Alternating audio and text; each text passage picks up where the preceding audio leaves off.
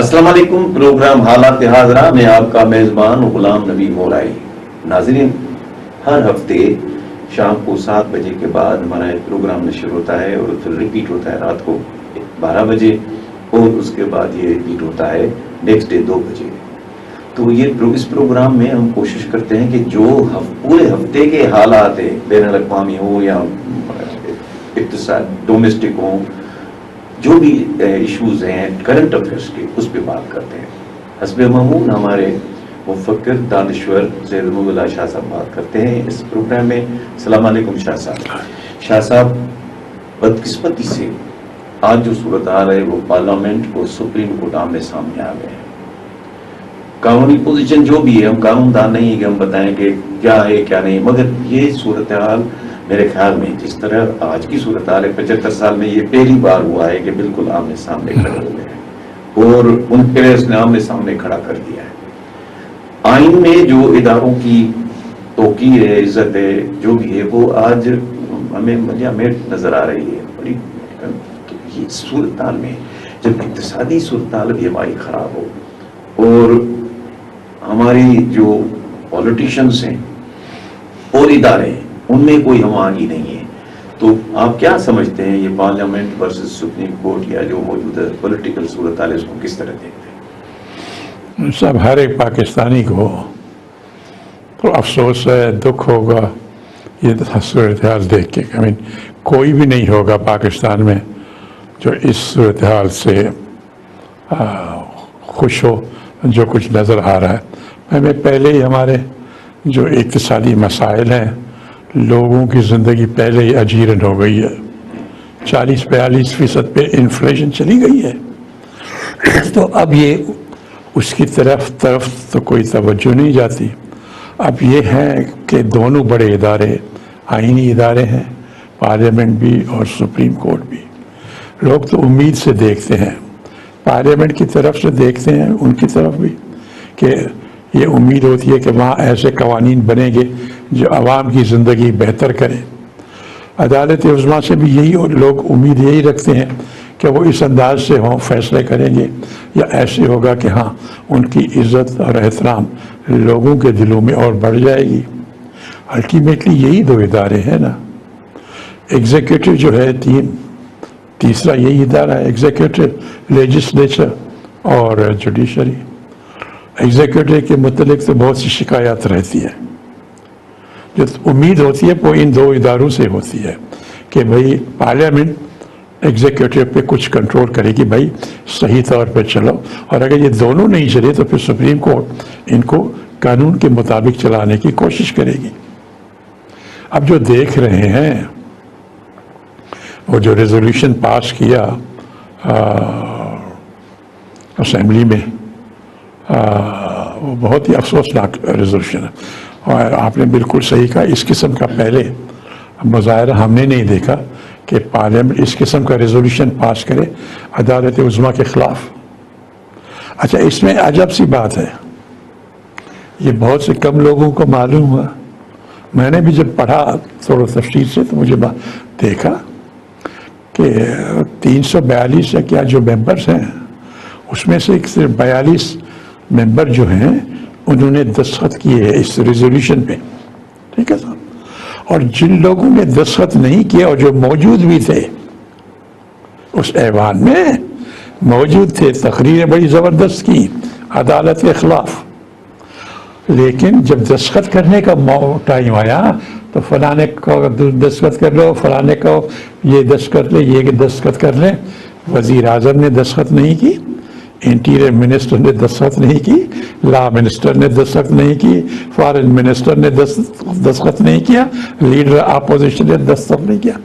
اے بھائی، اگر آپ اپنی تقریریں جو کر رہے ہو، اگر آپ اس پہ سیریس ہو تو آپ دستخط کرنے سے کیوں ہچکچاتے ہو؟ وہ باقی جو ممبر تھے ان کو کہا کہ آپ دستخط کر لو، تقریر ہم کریں گے، دستخط آپ کر لو۔ کوئی اچھی بات نہیں ہے، اچھا امپریشن نہیں کیا۔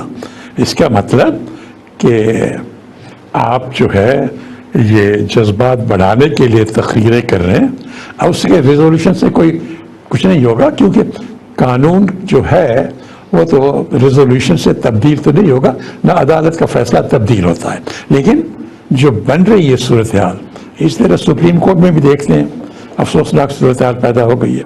اب یہ ہے کہ کیسے اس بات کو ڈیفیوز کیا جائے، میرے خیال میں سارے پریشان لوگ ہوں گے پاکستانی، خدا کرے یہ صورتحال خراب نہ ہو اور اس کو کہیں ڈیفیوز کر کے تھوڑا سا ایک دوسرے کا احترام کرنا سیکھیں تو بہتر ہی ہوگا، ورنہ تو حالات خراب ہی ہوتے جا رہے ہیں۔ شاہ صاحب، ورلڈ بینک نے کہا ہے کہ پہلے تو وہ ہمیشہ کہتا رہا کہ نہیں بچت کرو، آپ اخراجات کم کرو۔ اب انہوں نے اسپیسیفکلی کہہ دیا کہ جو سبجیکٹس ایجوکیشن، ہیلتھ صوبوں کو چلی گئی ہے 18ویں ترمیم کے مطابق، تو آپ کیوں نہیں ختم کرتے ہو ان کو؟ فیڈرل گورنمنٹ میں وہاں منسٹر بٹھانے یا منسٹری رکھنے کا کیا تک ہے؟ تو یہ اخراجات کم کرو۔ اب 100% بالکل صحیح ویلڈ ایڈوائس ہے۔ پھر ایشین ڈیولپمنٹ بینک نے بھی کہا ہے کہ جی پاکستان ساؤتھ ایشین کنٹریز میں مہنگے سے مہنگے ترین ان مینیجبل ہوتا جا رہا ہے، اور اس سال 27.5% مہنگائی جو ہے وہ رہنی ہے۔ دوسرا یہ ہے کہ سری لنکا بھی ہم سے دوسرے نمبر پہ ہے، 24.4، 24.4، وہ سینکڑوں جو ہے وہ دوسرے نمبر پہ۔ افغانستان جس کو ہم کبھی خاطر میں نہیں لاتے تھے انفارچونیٹلی، وہ 13.8% وہاں مہنگائی کی شرح ہے۔ اب آپ مجھے بتائیں کہ یہ ہمیں دوسرے ادارے بتا رہے ہیں کہ آپ کے منہ میں یہ کالا داغ ہے، اس کو صاف کرو، اور ہم اس کالا داغ کو دیکھنے کے لیے بھی تیار نہیں ہیں۔ صاحب، اس بیماری کی جو جڑ ہے نا، تھوڑی بہت نشاندہی ورلڈ بینک نے بھی کی۔ بات یہ ہے کہ ہمارے اخراجات ہماری آمدنی سے اتنے زیادہ ہو گئے، اور کئی سالوں سے ہم نے بڑے شاہانہ قسم کے محکمے رکھے ہوئے ہیں، اور ان کو کم کرنے کی ہمیں کوئی خیال نہیں آتا، کوئی کچھ بھی کہے۔ یہ ورلڈ بینک بھی کہہ چکی ہے، اور بھی جو دوست ممالک ہیں وہ بھی یہی کہتے ہیں۔ گزشتہ 50 سال سے سن رہے ہیں ریسٹرکچرنگ کوئی نہیں ہوگی۔ جو ریسٹرکچرنگ کریں گے تو جو طاقتور لوگ ہیں ان کے پاؤں پہ ضرب پڑے گی، اور وہ کہتے ہیں کہ نہیں، غریبوں پہ سارا ٹیکس ڈالو، ہماری جو رعایات ہیں، ہمارے کنسیشنز جو ہیں، ہمیں ایگزیمشنز ملی ہوئی ہیں، ان پہ کوئی قدغن نہیں لگے گا، سارے برڈن جو ہے سارا بوجھ ڈال دو لوگوں پہ۔ بجلی کا ریٹ ہے، تیل کا ریٹ ہے، کھانے کے ریٹ ہے، ہر چیز جو ہے، گیس وغیرہ، سب لوگوں اب لوگوں کی اجیرن ہے زندگی۔ آپ نے جیسے کہا سارے ساؤتھ ایشیا، سارے سب کانٹیننٹ میں سب سے خراب پوزیشن پاکستان کے لوگوں کی ہے اقتصادی طور پر، سب سے ٹھیک ہے۔ لیکن مجال ہے کہ اخراجات کم ہو۔ اصلی وجہ یہ ہے، آپ اخراجات کو کم کرو، جو نان ڈیولپمنٹ ایکسپینڈیچر ہوتے ہیں اس کو کم کرو۔ 40 سے زیادہ، کتنے 80 کے قریب، 85 کے قریب تو یہ ہیں وزیر اور ایڈوائزر، اس وقت جو ہے جو آفٹر 18th امینڈمنٹ جو صوبوں کو ڈپارٹمنٹس دیے گئے ہیں، انڈیپینڈنٹ لوگوں نے جو اسیسمنٹ کیا، حکومت پاکستان کے پاس 12 سے زیادہ محکمے نہیں ہونے چاہیے۔ 12 منسٹر ہونے چاہیے، ٹھیک، 12 منسٹر ہوں اور 12 منسٹریز ہوں بس۔ اب جو ہے 80-85 تو وزیر ہیں، اور کچھ کو تو وزارتیں بھی نہیں ہیں، وہ جھنڈا لگاؤ، پیسے لو اور گھومو۔ ہاں، سو یہ بھائی بات یہ ہے کہ یہ ملک جکڑا ہوا ہے ان لوگوں کے ہاتھوں میں جو بے تحاشا رعایات مراعات لے کے طاقتور ہو گئے ہیں، اور وہ آسانی سے اپنی طاقت کو اور اپنے دولت کو وہ اس پہ کوئی کمی آنے نہیں دیتے، کتنی بھی ناجائز ہو۔ لیکن ورلڈ بینک جو کہہ رہی ہے، دوسرے بھی کہہ رہے ہیں کہ بھائی اخراجات کم کرو، شاہانہ اسٹائل نہ رکھو کسی بھی محکمے کی، اور یہ نیچے پاس کرو صوبوں کو، جس طرح آپ کا آئین کہتا ہے۔ آئین کی حکم ادھوری ہے نا، وائلیشن آف کانسٹیٹیوشن ہے، تو لیکن عادتیں خراب ہیں، اور یہ طاقتور لوگ جو ہیں ان کو کون سمجھائے؟ ملک نیچے جا رہا ہے مشکل حالات میں، لیکن جن لوگوں کو سمجھ آنی چاہیے کہ ہم اپنے اختیارات اور ریسورسز کو کم کریں، ان کو ایسے سمجھ نہیں آ رہی ہے۔ ناظرین، ملتے ہیں وقفے کے بعد۔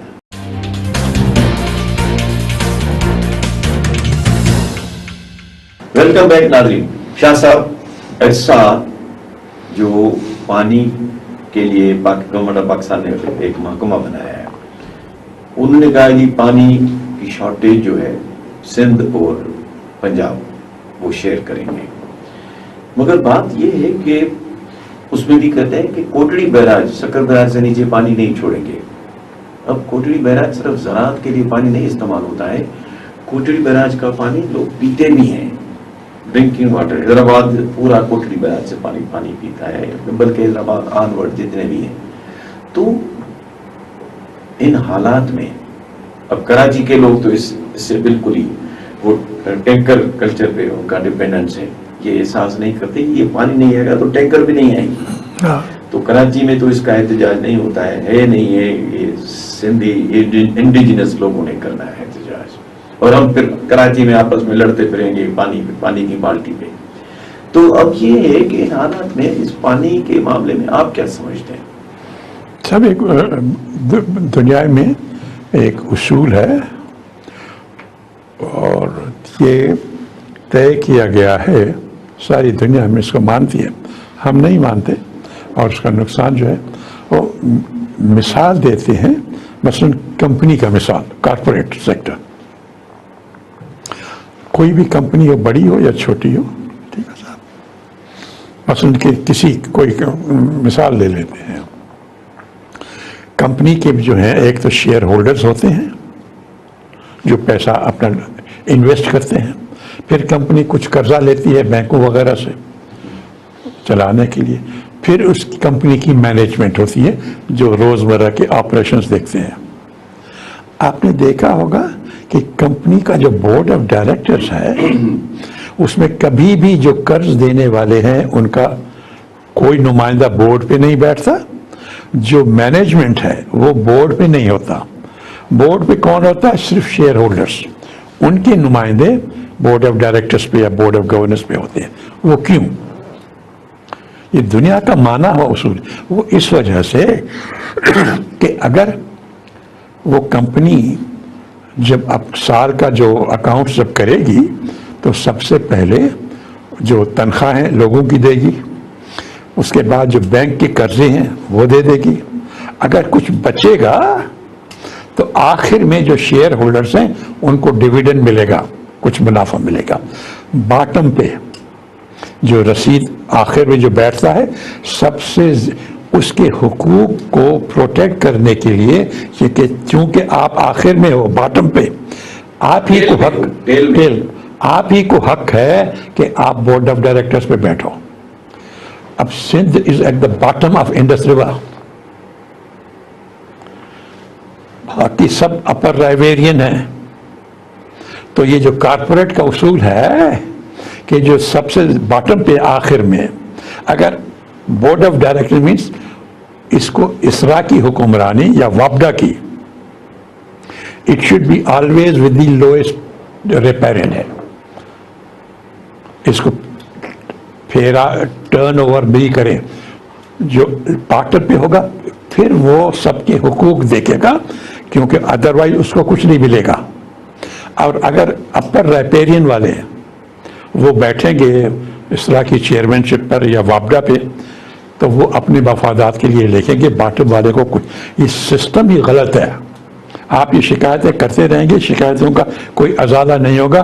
ازالہ جب ہوگا جب اسرا کی مینجمنٹ سندھ کو ملے گی پرماننٹلی، اور اس طرح وابڈا کو بھی آپ کی چیئرمین شپ آپ کی ہوگی، پھر آپ کو پانی کے حقوق ملیں گے، ورنہ یہ جو مشکلات ہیں کم نہیں ہوگی۔ آپ کہتے ہیں کوٹری براج ڈاؤن اسٹریم پانی نہیں ملتا پینے کو، وہاں سے جو ہے سی واٹر، سلائن واٹر آتا ہے، وہ لاکھوں ایکڑ جو ہے آہستہ آہستہ وہ برباد ہو رہی ہے، فرٹائل زمین وہ الگ ہوتی ہے اور یہاں پیاسی الگ ہوتی ہے۔ تو اس مسئلے کا حل یہ کہ سندھ کے حالات خراب ہوتے جائیں گے جب تک یہ قانون میں تبدیلی نہیں آئے گی. آپ کو اس طرح کی چیئرمین پرمنٹ ہونی چاہیے, پھر جب آپ کو انصاف سے پانی ملے گا, ورنہ انصاف نہیں ہوگا آپ کو. اچھا شاہ صاحب, اور ابھی تک سندھ ہائی کورٹ کے حکم کے باوجود, فیصلے کے باوجود ابھی تک 45,000 ایکڑ زمین فارسٹ کی ہمارے جو بڑے زمیندار ہیں یہاں جو پارلیمنٹرینس ہیں اس کے قبضے میں ہے, ابھی تک وہ قبضہ نہیں چھوڑا. یہ 45,000 یہ تو فارسٹ کی زمین ہے. اسی طرح اور جو سرکاری زمینیں ہیں شہروں میں, خود کراچی ضلع کے اور چھوٹے شہروں میں بااثر لوگ انہوں نے قبضہ کیا ہوا ہے. ہماری جو قانون کی جو مشینری ہے وہ بھی بڑے لوگوں کے تابع ہو گئی ہے. غریب پہ سب سے زیادہ قانون اگر کا وجود ہے تو اس کی ابیوز, اس کو غلط استعمال بھی غریب کے لیے ہوتا ہے. جو کمزور ہے, جو طاقتور ہوتا ہے, وہ کچھ بھی کرے, وہ قانون اس کے لیے کوئی حیثیت ہی نہیں رکھتا. اب عدالت کا اگر حکم ہے اور بہت اچھا حکم ہے, کوئی 35,000 ایکڑ, اب یہ ہے کہ اگر اس کو عدالت ریگولرلی دیکھے 15-20 دن میں کیا پروگریس ہوئی کیا, اور جو عدالت کا حکم نہیں مانتے ان پہ کوئی کارروائی کرے عدالت, اور جن لوگوں نے قبضے کیے ہیں غیر قانونی ان کی تشہیر کرے, اخباروں میں ان کے نام آ جائیں, لوگوں کو پتہ چلے کہ ظاہراً کیا ہے اور اصلیت کیا ہے لوگوں کی. تو یہ قدم عدالت نے بہت اچھا کیا, اس کا نوٹس لیا ہے. لیکن یہ 3-4 قدم لیں گے, عدالت لے گی تو کچھ تو سب کے نام پتہ چلیں گے کہ کون کون سے ایوان ہیں, اور دوسرا یہ کہ پھر اس کی ہیئرنگ میں لمبا عرصہ نہ لے, ہر 15 دن رکھیں, پروگریس پوچھیں, پریشر رکھیں انتظامیہ پہ کہ اس ہمارے عدالت کا حکم جو ہے اس کو امپلیمنٹ کیے, کتنا کچھ کیا. اور دوسرا اس کی تشہیر کیجیے, ان کو کہو کہ جن نے کیا ہے اخباروں میں ان کے نام تھے. آپ دیکھیں کہ لوگوں کو بڑی شرم آئے گی, کافی لوگ خود ہی ٹھیک ہو جائیں گے. اچھا, اب جو ہے دوسرا جو میرا پوائنٹ ہے کہ سندھ جو خاص طور پہ یہ جو ہمارا قبائلی ماحول ہے, اس ماحول سے جان نہیں چھوٹتی نظر آ رہی ہے. ریکوائرڈس بھی انہی کے پیدا کیے ہوئے ہیں. اور ابھی ایک ہمارا بڑا لائق فائق پروفیسر, اس کو قبائلی معاملے کی وجہ سے شوٹ کر کے مارا گیا, شہید کیا گیا. اب آپ سمجھتے ہیں, آپ بھی سندھ کے انڈیجنس لوگوں میں سے ہیں, آپ سمجھتے ہیں کیا ہوگا؟ بھائی یہ جو افسوسناک واقعہ ہوا ہے کندکوٹ پہ, میں وہاں رہا ہوں ڈپٹی کمشنر, مجھے معلوم ہے کہ کون کون لوگ اس میں, کم از کم جو ٹرائبز یا جو ذات ہے کون سے لوگ اس میں انوالو ہے. انفرادی طور پر نہیں بلکہ مجموعاً مجھے یاد ہے کون سی ٹرائبز وہاں رہتی ہیں. اس سے نہ صرف سندھ اور پاکستان میں, بین الاقوامی طور پہ باہر کے ملکوں میں بھی اس بات کی تشہیر ہوئی ہے میڈیا میں. کچھ سندھ کا جو سماجی نظام ہے اس کی خرابیاں وہ اجاگر ہو کے سب کے سامنے آ گئی ہیں کہ اتنا بیکورڈ معاشرہ ہے سندھ کا. وہ ایک PhD اسکالر تھے یہ آدمی, وہ فرانس سے پڑھ کے آئے PhD, وہاں ہوتا تو لاکھوں ڈالرز میں اس کی انکم ہوتی. یہاں آ کے سکر میں بیچارہ یہاں آ کے نوکری کر رہا تھا اور قبائلی جھگڑے میں اس انداز سے مارا گیا. ایک تو افسوسناک ہے انفرادی طور پر. دوسرا یہ کہ ہمارا معاشرہ جو ہے یہ قانون کی حکمرانی نہ ہونے کی وجہ سے, اگر عدالتوں میں اور قانون میں کہ عملداری میں لوگوں کا یقین ہو تو جو جھگڑے ہیں اس کے لیے عدالت جائیں گے نا, بندوقیں لے کے ایک دوسرے کو ماریں گے تو نہیں کہ جھگڑا اس طرح ختم ہو. ایک تو یہ قانون کی حکمرانی بالکل ہی غائب ہے سندھ میں, اور غائب ہے پاکستان میں بھی نہیں ہے, سندھ میں تو اور بھی نہیں ہے. تو ایک قانون کی حکمرانی نہ ہونے سے یہ اس قسم کی جو باتیں ہیں وہ لوگ ایک دوسرے کا گلا کاٹ کے بندوقیں ڈال کے مار کے کرتے ہیں. یہ معاشرے کی بدنامی ہے. جو لوگ انتظامیہ اور حکومت بیٹھی ہے وہ دیکھیں اس جو اگزامپل ہوا، یہ جو ٹریجڈی ہوئی، اس سے سندھ کی خاص طور پر پاکستان میں اور باہر اس کے معاشرے کی بہت بڑی بدنامی ہوئی ہے. اس کا تدارک حکومت کو کرنا چاہیے. ناظرین ملتے ہیں وقفے کے بعد.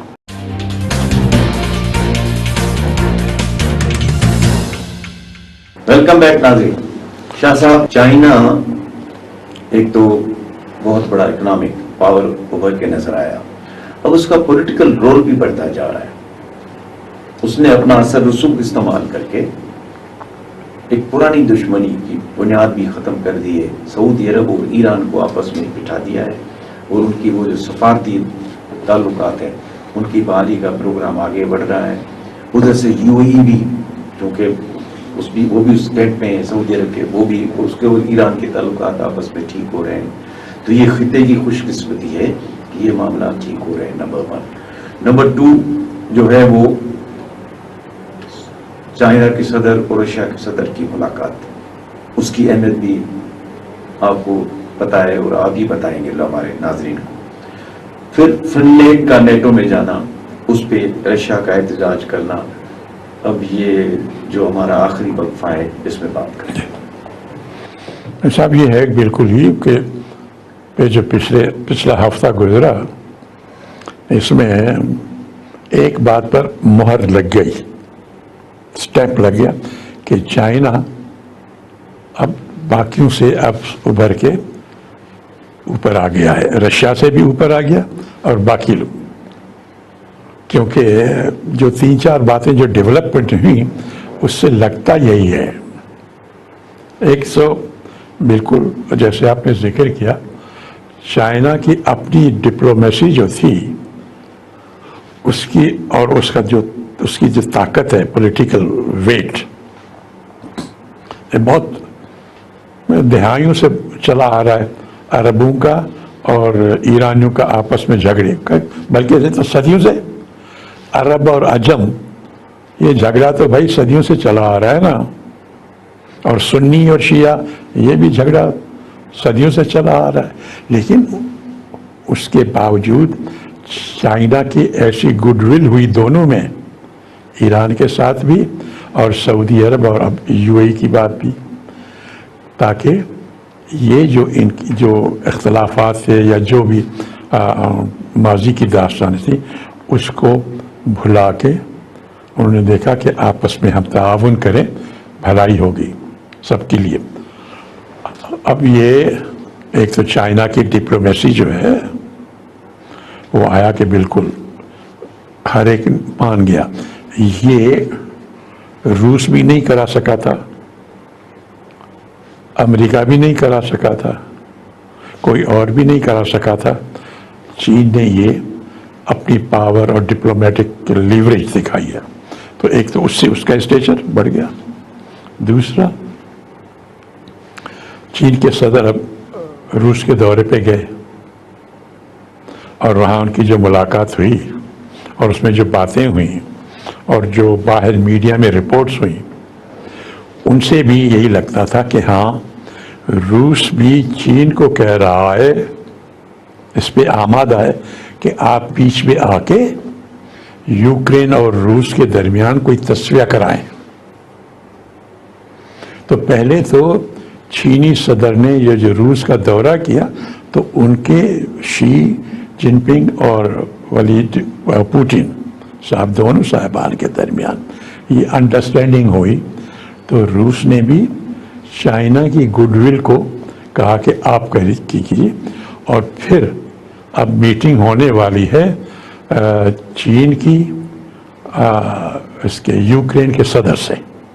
وہ میٹنگ ہو یا آپس کی گفتگو ہو کسی ذریعے سے، لیکن یہ ہے کہ پہلے چین کے صدر نے روس کے صدر سے ایک انڈرسٹینڈنگ، مطلب کوئی پروفارما، کوئی فارمیٹ آپس میں طے کیا ہوگا جس پہ روس راضی ہو جائے گا اگر یوکرین سے ان پوائنٹس پر، ان باتوں پہ تصفیہ ہو.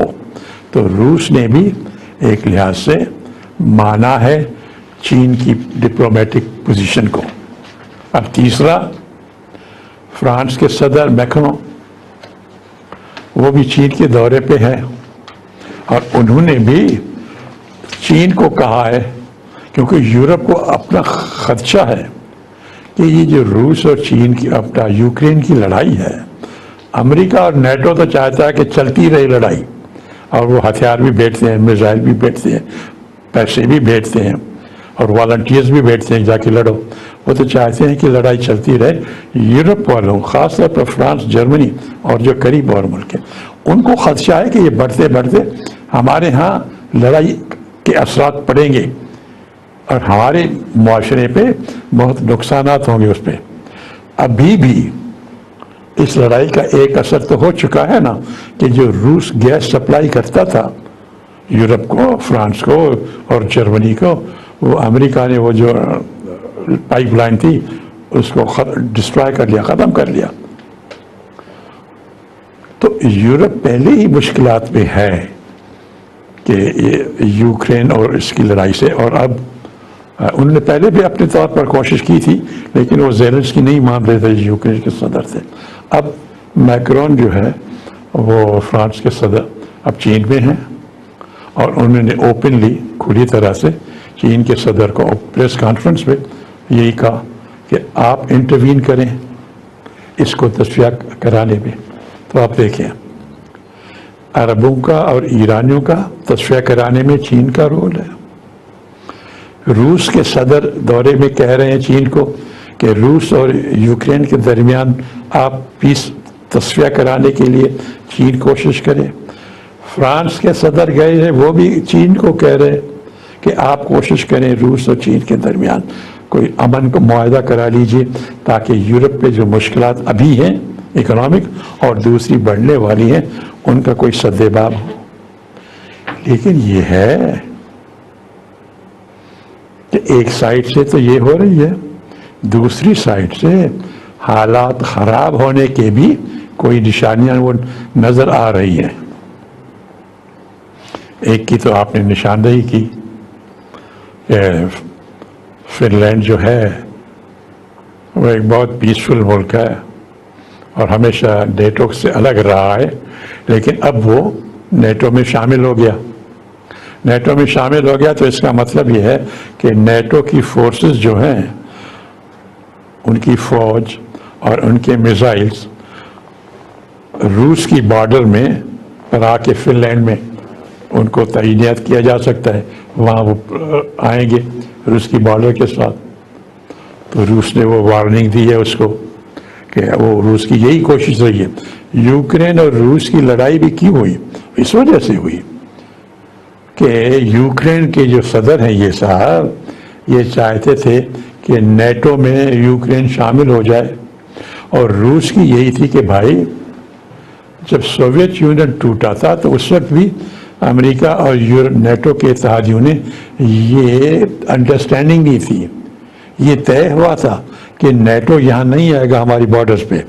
اب آپ نے وہ جو پرومس کیا تھا، جو وعدہ کیا تھا، جو انڈرسٹینڈنگ تھی، آپ اس کو وائلیٹ کر کے یوکرین کو اپنے اندر ڈالو گے نیٹو میں، تو آپ کی فوجیں اور میزائل روس کی بارڈرز پہ آئیں گی، ہمارے لیے خطرہ بڑھ جائے گا۔ اس وجہ سے لڑائی ہوئی۔ اب فن لینڈ بھی وہی کر رہا ہے۔ تو وہی بات جو سبب بنی تھی روس اور یوکرین کی لڑائی کا، خدا نہ کرے کہ یہ فن لینڈ اور روس کے درمیان بھی وہ حورت ہے، صورتحال ہو جائے۔ لیکن اس کی بارڈر ساتھ ملتی ہے، بالکل ساتھ ملتی ہے نا صاحب، اس وجہ وہی اعتراض ہے نا جو یوکرین کو تھا، اس وجہ سے۔ اب یہ ہے کہ دوسرا یہ ہوا ہے کہ ابھی چین نے 2-3 دن پہلے اناؤنس کیا کہ وہ جو سمندر کا بیچ میں علاقہ ہے چین اور تائیوان کے درمیان، وہ امریکہ تائیوان کو ہتھیار اور پیسے دے رہا ہے۔ اب چین ظاہر مخالفت کر رہا ہے، اور چین نے ویسے بھی جو بیچ میں آئی لینڈ ہیں ساؤتھ چائنا سی میں، ان آئی لینڈس کو ذرا زیادہ بچھا کے، ان کو بڑھا کے وہاں پہ اپنی ملٹری اور نیول فورسز تعینات کی ہیں۔ اب چین نے اناؤنس کیا ہے کہ وہ جو اس کو کہتے ہیں تائیوان اسٹریٹس، بیچ میں پانی کی جو ہے، ادھر تائیوان ادھر چائنا، اس کے درمیان وہ اپنی نیوی اور ایئر فورس کو لگائے گا تاکہ وہ چیک کریں کون سے جہاز آتے ہیں؟ آیا وہ صرف تجارت کے لیے جاتے ہیں یا وہ ہتھیار لے کے جاتے ہیں تائیوان کو؟ تو اب یہ جو ہے اس پہ امریکہ کا آئے گا ری ایکشن، وہ اس پہ ناخوش ہیں۔ تو بات یہ ہے کہ ایک طرف سے چین کا رول تو بڑھ ہی گیا، اور دوسرا یہ کہ لیکن نشانیاں جو ہیں کہ ہاں جو فلیش پوائنٹس ہیں جھگڑے ہونے کی، ایک وہ فن لینڈ میں نئی پیدا ہو گئی، اور دوسری چین اور تائیوان کے درمیان یہ جو جھگڑا ہے وہ ابھی بھی فلیش پوائنٹ ہے، نئی ڈیولپمنٹ وہاں پہ بھی ہوئی ہیں، خدا کرے کہ وہ نہ ہوں۔ لیکن الٹیمیٹلی پچھلے ہفتے نے یہ ثابت کیا ہے کہ امریکہ کے بعد اکنامکلی اور پولیٹیکلی اور ملیٹریلی بھی چین نمبر 2 پوزیشن پہ آ گیا ہے، اور روس نے بھی یہ پوزیشن اسی تسلیم کر لی ہے۔ ناظرین، پروگرام اختتام پذیر ہوا۔ خدا حافظ۔